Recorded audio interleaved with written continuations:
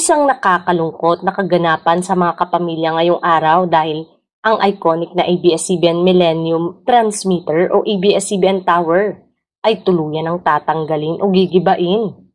Nagsasama-sama ang mga kapamilya na nagpaalam sa iconic transmitter. Tuloy na nga ang paggiba sa dating main building ng ABS-CBN.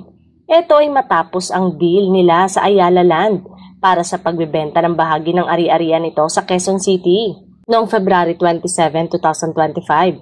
Inihayag ng ABS-CBN na kasabay ng bentahan ng halos 70% ng kanilang broadcast complex sa Ayala Land ang planong pagbabakla sa 220 metrong tower para sa redevelopment.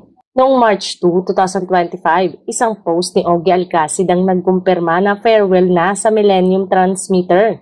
Indikasyon na talagang sinimula na ang demolition. Aprobado na ng Ayala Land ang pagbili at nakatakda ang kanilang redevelopment. Kaya resulta nito ay tuloy-tuloy na pagbabakla sa lumang tower kasama ang lahat ng kabilang sa sakop ng lumikas sa pasilidad. Tuloy-tuloy pa ang demolition process bilang paghahanda sa bagong development.